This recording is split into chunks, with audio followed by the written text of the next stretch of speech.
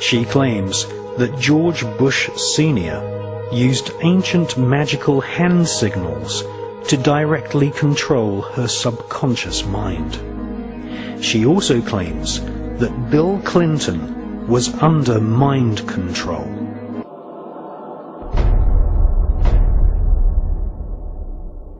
In covertly recorded off-air transmissions from the Bush-Clinton presidential election campaign in the 1990s, we can see that Bill Clinton was nothing more than a puppet to the puppet masters which placed him in the White House.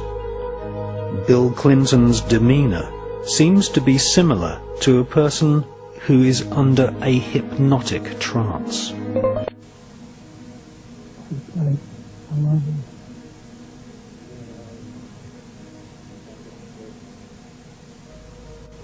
Can we do any more?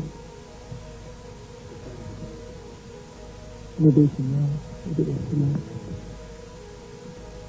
Gonna do some more for him. Talk. We don't all talk all today. But.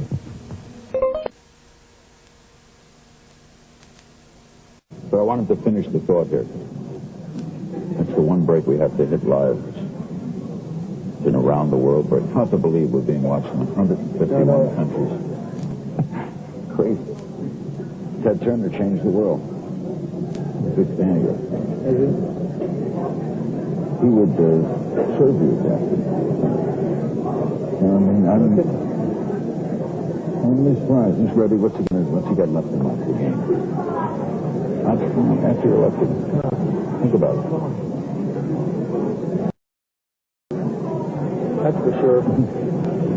Great guy to work for, too.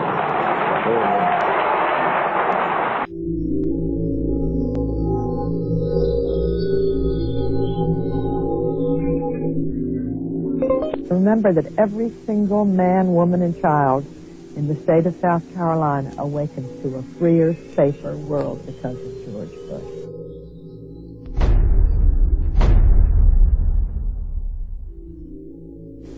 I would remind people every single morning we all awaken to a safer, freer world because of George Bush.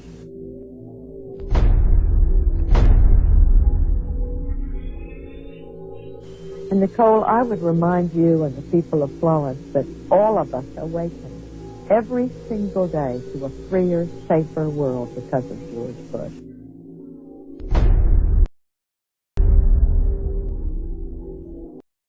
They themselves awaken every single day to a freer, safer world because of George. Official U.S. policy has consistently regarded Tibet as a part of China, although an autonomous region within China. We have no evidence at this point that the Chinese government is engaged in any policy or in any actions aimed at wiping out the Tibetans or, in short, reflecting a policy of genocide either against the Tibetan people themselves or against their culture. At one point in this interview, we see that his mind control programming breaks down. What about self-determination for Tibetans?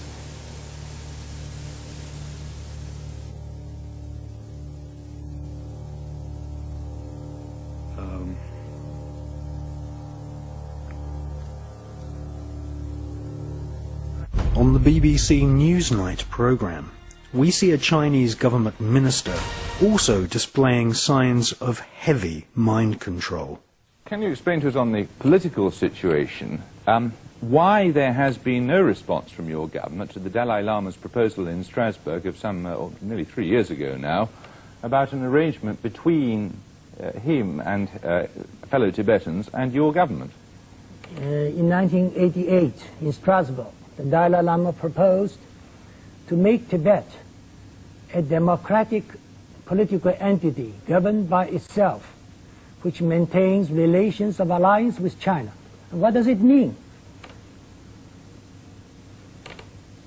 Well, he's suggesting that they be given autonomy in internal affairs, that they give to you I just control. quote what he said in his proposal. It's nothing new. We think it's nothing new, but another version of the statement that China holds only suzerainty, not sovereignty over Tibet. We heard of this kind of clamoring at the beginning of this century in order to divide China. That phrase also means that the Dalai Lama advocates Tibetan independence. And we have repeatedly said that China's sovereignty over Tibet can never be denied. Neither independence nor semi-independence or disguised independence will be tolerated. Thirdly, the Dalai Lama's proposal favored transforming Tibet into a peace zone or a buffer state among the great powers through demilitarization or neutrality. But a peace zone or neutral zone involves the problem of state sovereignty and international safeguards. So it is out of the question for a country to establish in one of its regions a peace zone or a neutral zone with its neighbors.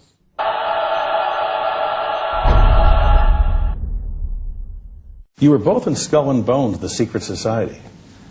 It's so secret we can't talk about it. What does that mean for America?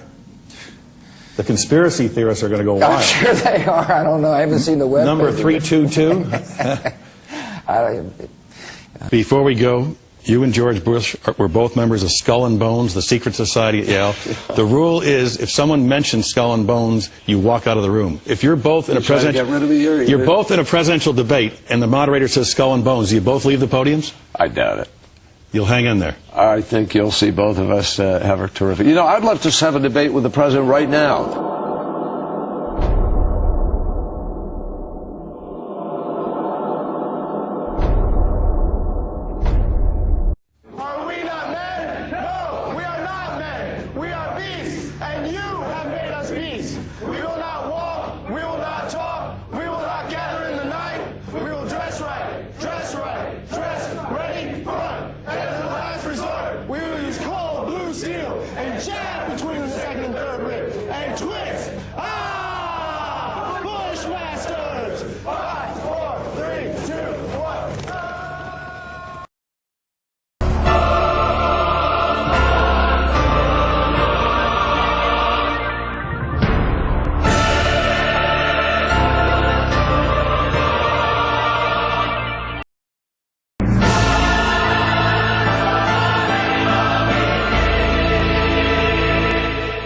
The 2.7 million people who wear our country's uniform, active, guard, and reserve, comprise the finest military in the history of the world.